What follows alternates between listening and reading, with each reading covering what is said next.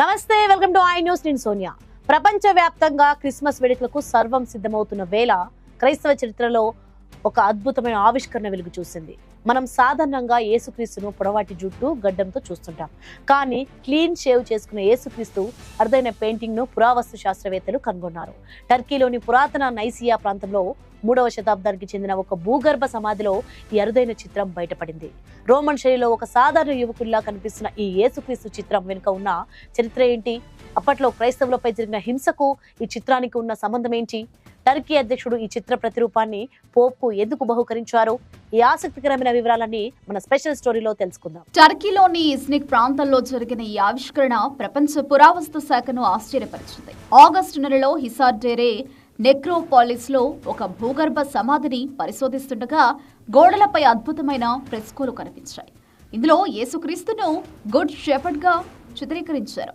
ఈ చిత్రంలో యేసు యువకుడిగా గడ్డం లేకుండా ఒక రోమన్ టోగా ధరించి తన భుజంపై గొర్రెపిల్లను మోస్తూ కనిపిస్తారు. ఈ చిత్రం కేవలం ఒక కళాఖండం మాత్రమే కాదు, ఒక కాలానికి నిదర్శనం. 3వ శతాబ్దంలో రోమన్ సామ్రాజ్యంలో క్రైస్తవులు తీవ్ర హింసకు గురవుతున్న సమయంలో వారు నేరుగా శిలువ గుర్తును వాడటానికి భయపడేవారు. ఆ సమయంలో రక్షణకు, మోక్షానికి, దైవిక మార్గదర్శనానికి చిహ్నంగా ఈ గుడ్ షెపర్డ్ చిత్రాన్ని రహస్యంగా వాడుకునేవారని శాస్త్రవేత్తలు చెబుతున్నారు. సమాధి లోపల కేవలం యేసు చిత్రమే కాకుండా పక్షులు, మొక్కలు, గొర్రెలు, ఆ కాలపు ప్రముఖ వ్యక్తుల చిత్రాలు కూడా ఎంతో అందంగా చెక్కబడి ఉన్నాయి.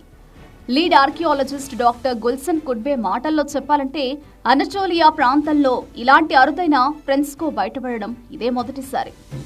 ఈ ఆవిష్కరణకు అంతర్జాతీయంగా ఎంతో ప్రాధాన్యత లభించింది. AD 325లో ప్రసిద్ధ నైసియా కౌన్సిల్ జరిగిన ఈ పవిత్ర ప్రాంతాన్ని గత నెలలో పోప్ లియో 14 సందర్శించారు. ఆ సందర్భంగా టర్కీ అధ్యక్షుడు రెజెప్ తయ్యిప్ ఎర్డోగాన్ ఈ అరుదైన ఫ్రెస్కో టైల్ పెయింటింగ్ ను పోప్ కు కానుకగా అందజేశారు.